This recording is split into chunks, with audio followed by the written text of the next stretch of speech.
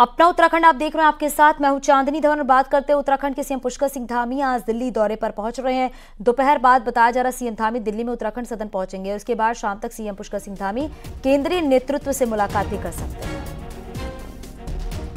तो सीएम धामी दोपहर बाद बताया जा रहा है कि दिल्ली दौरे पर रहेंगे और साथ ही ये भी बताया जा रहा है कि सीएम पुष्कर सिंह धामी केंद्र नेतृत्व से मुलाकात भी कर सकते हैं। हालांकि इस दौरान कई अहम मुद्दों पर बातचीत भी हो सकती है।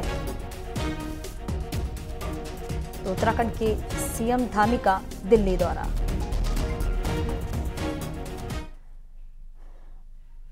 नैनीताल हाईकोर्ट में बाघ के आतंक को लेकर हुई सुनवाई में chief wild life warden Sameer Sinha ने पेश हुए हैं, जहां पर उन्होंने कोर्ट को बताया है कि 3 अटैक मादा बाघ ने किए हैं। एक मादा बाघ को वन विभाग ने पकड़ लिया है, तो जबकि एक की पुष्टि होनी बाकी है। और इसके साथ ये भी कहा है कि आत्मरक्षा में बाघ को मारने का अधिकार है। तो हाईकोर्ट में भीमताल बाघ का ये पूरा मामला है, जहां पर एक मादा बाघ को पकड़ा गया है। 3 अटैक मादा बाघ ने किए थे, एक को पकड़ा गया है, एक की पुष्टि होना भी बाकी है। हमारे सहयोगी वीरेंद्र हमारे साथ फोन लाइन पर जुड़ गए हैं। वीरेंद्र, जरा बताइएगा कोर्ट की तरफ से क्या टिप्पणी की गई? देखिए चांदनी, जिस तरह से आज पूरा मामला लगा था और जो वन विभाग के वाइल्ड लाइफ वार्डन हैं समीर सिन्हा और जो डीएफओ नैनीताल हैं या अन्य जो अधिकारी हैं वो कोर्ट में पेश हुए थे। कोर्ट ने कुछ क्वेरीज पूछी थी, तो वन विभाग की ओर से ये बताया गया है कि जो तीनों हमले हुए हैं वो एक मादा बाघिन ने किए हैं और तीनों मौतें एक मादा ने ही किए हैं और एक मादा बाघ को हमने कल पकड़ा है और अब एक पुष्टि होनी जो है वो बाकी बची हुई है। और इसके अलावा सरकार ने भी लगातार इस बात को कहती रही है कि जिस तरह से हमले बढ़ रहे हैं, लोगों को सेल्फ डिफेंस में मारने का अधिकार होना चाहिए और कानून भी ये कहता है कि जो सेल्फ डिफेंस है वो उस पर मारने का अधिकार है। लेकिन कोर्ट ने पूरे मामले को सुना है और जो याचिका है उसको डिस्पोज ऑफ कर दिया है। और लेकिन जिस तरह से उन इलाकों में अभी बाघ का आतंक है या जो लोग डरे हैं उन पर विराम कब लगेगा, ये एक बड़ा सवाल अभी बना हुआ है। चांदनी, बहुत शुक्रिया इस पूरी जानकारी के लिए। रुड़की कंगनहर कोतवाली क्षेत्र के पनियाला रोड पर 3 बाइक सवार बदमाशों ने घर में घुसकर एक व्यक्ति पर ताबड़तोड़ फायरिंग कर दी है, जिसकी मौके पर ही मौत हो गई। सूचना मिलते ही पुलिस मौके पर पहुंची और शव को कब्जे में लेकर पोस्टमार्टम के लिए भेज दिया है। मृतक प्रॉपर्टी डीलर का काम भी करता था। फिलहाल पुलिस मामले की जांच कर रही है। तो आरोपियों की तलाश में पुलिस जुटी हुई है। 3 बाइक सवार बदमाशों की तलाश की जा रही है। थाना गंगनहर क्षेत्र में पनियाला रोड पर ये जगपाल पुत्र जोगिंदर पुत्र जगपाल अपने घर में थे, अपने ऑफिस में बैठे थे। इस बीच 3 अज्ञात युवक दीवार फांद के आए और उन्होंने ताबड़तोड़ उन पर गोलियां चलाई, जिस पर हॉस्पिटल ले जाते वक्त उनकी मृत्यु हो गई है। और उस पर अभी हम लोग मौके पे ही आए हैं। सभी चीज़ों का हम लोग परीक्षण कर रहे हैं। जल्दी ही इस घटना का खुलासा किया जाएगा। उत्तरकाशी के जंगलों में पिछले 11 दिनों से लगी आग की घटना पर वन विभाग ने काफी हद तक कंट्रोल पा लिया है, लेकिन पिछले 11 दिनों से जंगलों में लगी आग के कारण धुंध छाई हुई है, जिसके कारण जिले में कड़ाके की ठंड का एहसास हो रहा है। पूरे जिले में धुंध के कारण पिछले 11 दिनों से नहीं निकल पाई है और अभी भी कुछ जगह आग की घटनाओं से धुंध जो है वो दिखाई दे रही है।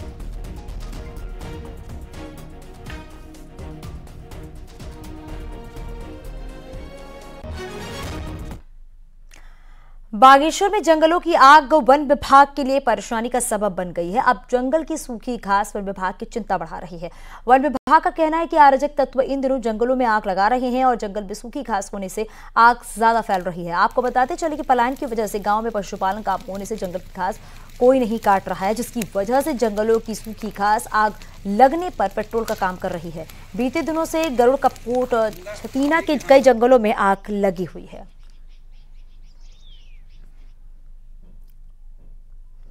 पहाड़ों में कड़ाके की ठंड पड़ रही है। लंबे समय से बारिश नहीं होने से फसल सूखने के कगार पर आ गई है। घाटी के क्षेत्रों में कोहरा लगने से और भी ठंड बढ़ गई है। बताया जाए कि रात भर पाला गिर रहा है, सुबह कोहरे से ठंड बढ़ रही है।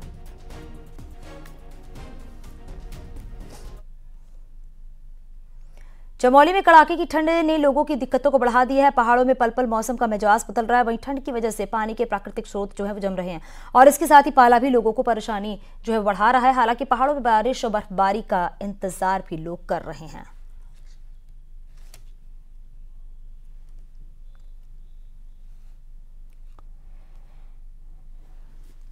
उत्तराखंड में कड़ाके की ठंड ने लोगों की मुश्किलें बढ़ा दी हैं और पूरे प्रदेश में उत्तरी पश्चिमी हवाएं चलने से कड़ाके की ठंड पड़ रही है। वहीं मौसम विभाग ने ऊपरी इलाकों में जताया है बर्फबारी का पूर्वानुमान और इसके साथ ही 30 दिसंबर को उत्तरकाशी, चमोली, रुद्रप्रयाग, अल्मोड़ा, पिथौरागढ़ में बारिश का अलर्ट जारी किया गया है।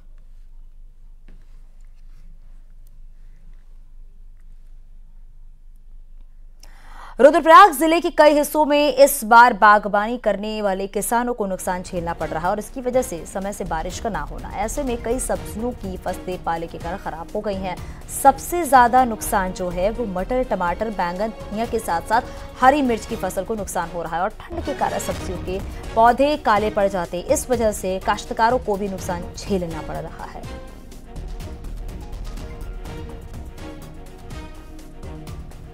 तो सब्जी उत्पादन पर मौसम का असर साफ तौर पर देखा जा रहा है। फसलें खराब हो रही हैं। बताया जा रहा है कि टमाटर, मटर, मिर्च की और बैंगन की फसलें जो है वो लगातार खराब हो रही हैं। पिथौरागढ़ की गूंजी को शिवधाम बनाने की कवायद तेज होने लगी है। चाइना बॉर्डर के करीब बसा गूंजी आदि कैलाश और ओम पर्वत का द्वार है। केंद्र ने इस इलाके के डेवलपमेंट के लिए 74 करोड़ की धनराशि जारी की है। इस धनराशि से गूंजी में आधारभूत ढांचा खड़ा होगा। गूंजी तकरीबन 10,500 फीट की ऊंचाई पर मौजूद है।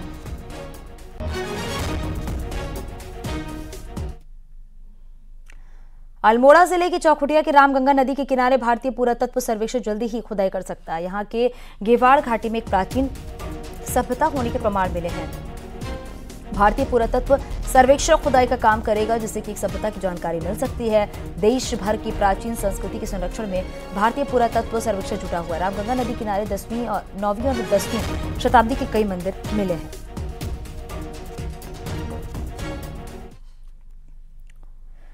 उत्तराखंड के बेरोजगार युवाओं के लिए नए साल में सरकारी नौकरी का पिटारा खुलने जा रहा है। मार्च तक अगले अलग अलग डिपार्टमेंट में 1000 से ज्यादा पदों पर एग्जाम होंगे जो लंबे समय से खाली हैं।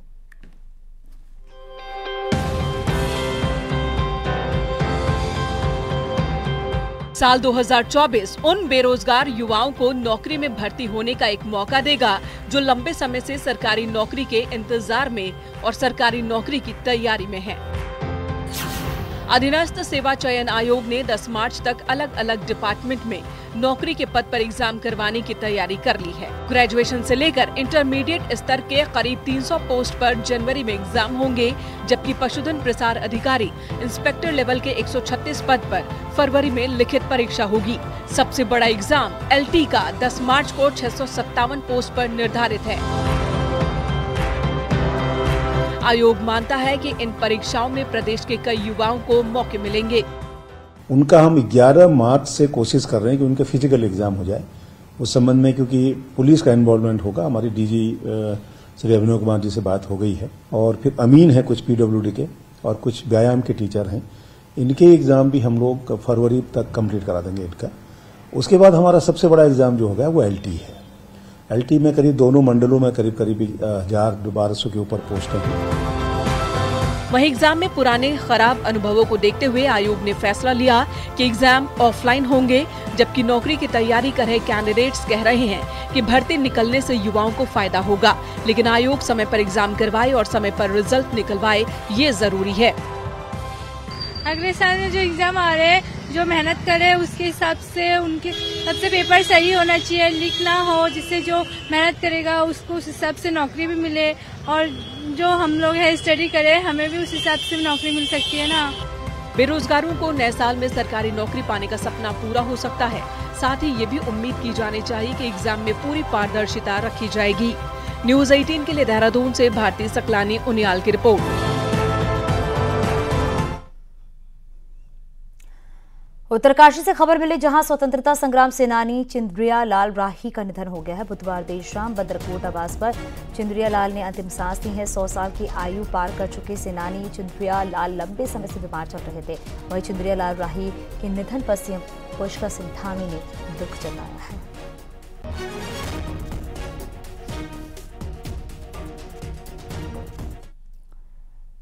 ज्योतिषा पीठ के शंकराचार्य स्वामी अभिमुक्तेश्वरानंद सरस्वती उत्तराखंड के चारों धामों की शीतकालीन तीर्थ यात्रा का संदेश लेकर मां यमुना के शीतकालीन प्रवास खरसाली में पहुंच गए हैं और जहां उनकी मौजूदगी मां यमुना के मंदिर में भव्य आरती का आयोजन किया गया।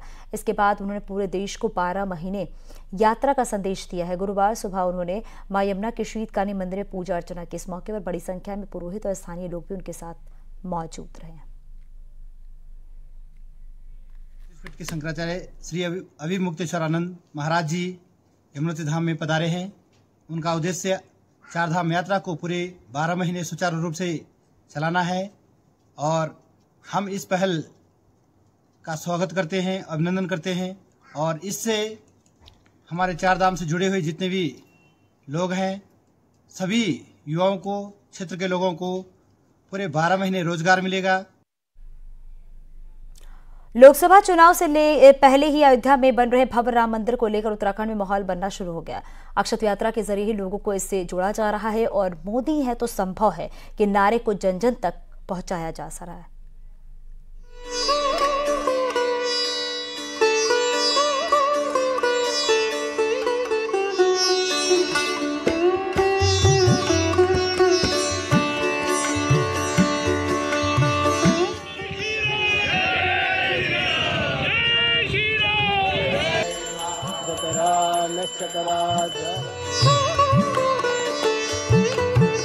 लोकसभा चुनाव से पहले अयोध्या में बन रहे भव्य राम मंदिर को लेकर उत्तराखंड में भी माहौल बनना शुरू हो गया है और जैसे जैसे राम मंदिर के प्राण प्रतिष्ठा की तिथि नजदीक आ रही है, आरएसएस से जुड़े संगठन और साधु संत माहौल बनाने में जुटे हुए हैं।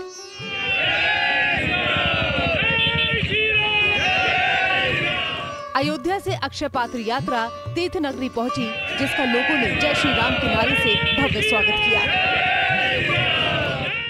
अक्षत जो आए हैं, जो भगवान राम के मंदिर बन रहे हैं उनसे पूजित अक्षत हैं और ये अक्षत जन जागरण के जितने भी हिंदू धर्मावलंबी हैं, सनातन धर्मावलंबी सबको घर घर पहुंचाया जाएगा। इससे आदमी के भगवान में आस्था बढ़ेगी और सबको भगवान राम का आशीर्वाद मिलेगा सबको। अयोध्या से आए इन अक्षय पात्रों में चावल को प्रसाद के रूप में तीर्थ नगरी के घरों तक पहुंचाया जाएगा और लोगों से 22 जनवरी के दिन को दिवाली के रूप में मनाने की अपील की जाएगी।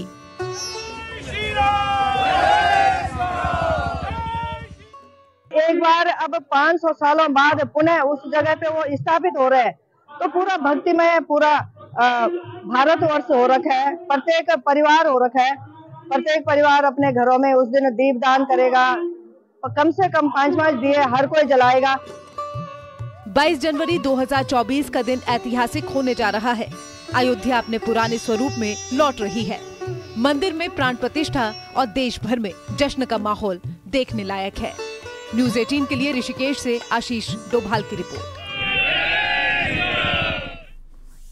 के मुद्दे पर कांग्रेस में दो फाड़ हो गए हैं। पिछले दिनों प्रेस कॉन्फ्रेंस में कांग्रेस प्रदेश अध्यक्ष करण मारा ने मूल निवास प्रमाण पत्र की कट ऑफ डेट 1950 किए जाने पर असहमति जताई थी और कहा था कि इस पर विचार विमर्श होना चाहिए, क्योंकि 1950 के बाद भी बहुत से लोग यहां आए हैं। हालांकि बाद में कांग्रेस प्रदेश प्रवक्ता ने इस बयान का खंडन किया और कहा था कि इसे तोड़ मरोड़ कर पेश किया गया है। वहीं करण मेहरा के इस बयान पर अब गणेश कोदियाल ने ही कड़ी आपत्ति जताई है। उन्होंने कहा कि करण मेहरा को अपना बयान स्पष्ट करना चाहिए कि वो मूल निवास 1950 के समर्थन में है या फिर नहीं। गणेश कोदियाल ने कहा है कि कट ऑफ डेट हवा में तय नहीं होती। अध्यक्ष जी ने जो बात कही उस बात को उन्होंने नकारा भी नहीं। उस बात को नकारने के लिए जो लोग सामने आए, मैं नहीं जानता कि वो अध्यक्ष जी की मर्जी से सामने आए कि अपनी मर्जी से सामने आए। तो इस पे अध्यक्ष जी को सामने आना चाहिए, अध्यक्ष जी को बोलना चाहिए कि भाई मेरी ये राय है। जहां तक मैं ये मानता हूं 1950 वाली बात इसलिए आ रही है, उसमें भारत सरकार के अध्यादेश को राष्ट्रपति ने हस्ताक्षर करके जारी किया है। तो ये वो एक हमारे पास तथ्यात्मक दस्तावेज है, इसलिए 1950 की बात हो रही है। चमोली के पेनखंडा क्षेत्र के 50 गांव के खिलाड़ियों के लिए एकमात्र रविग्राम स्टेडियम का कार्य अभी भी शुरू नहीं हो पाया है, जबकि 4 जनवरी 2017 को स्टेडियम बनाने की घोषणा तत्कालीन सरकार ने कर दी थी। अब स्थानीय खिलाड़ियों को सरकार से आशा है कि वो जल्द ही इस स्टेडियम का निर्माण कार्य शुरू करेगी और युवाओं और खिलाड़ियों का कहना है कि प्रदेश सरकार ऐतिहासिक फैसला कर रही है और ऐसे में आने वाले समय में जोशीमठ में भी स्टेडियम बनकर जल्द तैयार होगा। जिस प्रकार से हमने एक आंदोलन के तहत इस फील्ड को पाया था, लेकिन अभी भी सरकार कहीं न कहीं अपनी घोषणाओं के विरुद्ध इस मैदान को देने में सक्षम नहीं हुई है। सरकार से ये मांग है कि यहाँ पर बच्चे छोटे से और बड़ी तक अंडर 21 तक बच्चे खेल रहे हैं, लेकिन उनको ना क्रिकेट की यहाँ पे ठीक ढंग से सुविधा है, ना यहाँ पे वॉलीबॉल खेल रहे हैं। तो बॉल जब चले जाती है तो कम से कम आधा घंटे के बाद नीचे से ऊपर आ रही है। तो मेरी तो सरकार से ये विनती और आग्रह है कि आप जो है यहाँ पर बच्चों की सुविधा के लिए सबसे पहले तो यहाँ पर इस औली में कृषि विज्ञान केंद्र बनाने की घोषणा सालों पहले हुई थी, लेकिन अभी तक काम नहीं हो पाया। लिहाजा लोकसभा चुनाव से पहले एक बार फिर से मांग तेज हो चली है।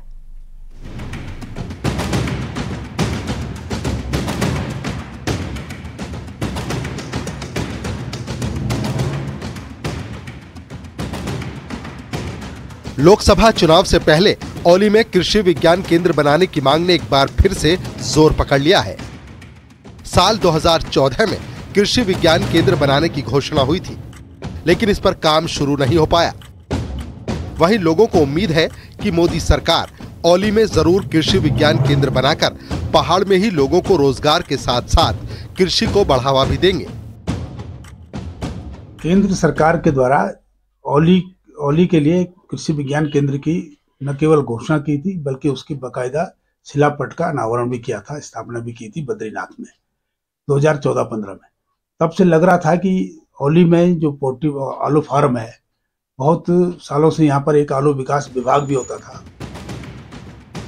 केंद्र सरकार की इस महत्वपूर्ण योजना के लिए उत्तराखंड सरकार भी लगातार प्रयास कर रही है। बीजेपी के प्रदेश अध्यक्ष महेंद्र भट्ट का कहना है कि केंद्र सरकार की योजना को धरातल पर उतारने की पूरी कोशिश की जा रही है और पिछले साल जोशीमठ में आई दरार से भी काम शुरू नहीं हो पाया है और अब उम्मीद है कि जल्द औली में कृषि विज्ञान केंद्र पर काम शुरू हो जाएगा। सरकार की योजना थी, स्टेट गवर्नमेंट की योजना उसमें नहीं थी, भारत सरकार की योजना थी, उस पर बातचीत चल रही है। ये तो भूमि संबंधी को विवाद आया था और बाद में जोशीमठ के जो घटनाक्रम हुआ है, उस घटनाक्रम के कारण भी दिक्कतें आ रही हैं। चमोली जिले में कई गांव ऐसे हैं जो कृषि पर फोकस कर रहे हैं। ऐसे में अगर कृषि विज्ञान केंद्र खुलता है तो इससे किसानों को काफी फायदा होगा। न्यूज़ 18 के लिए चमोली से नितिन सेमवाल की रिपोर्ट। और यहाँ रुकेंगे छोटे से ब्रेक के लिए।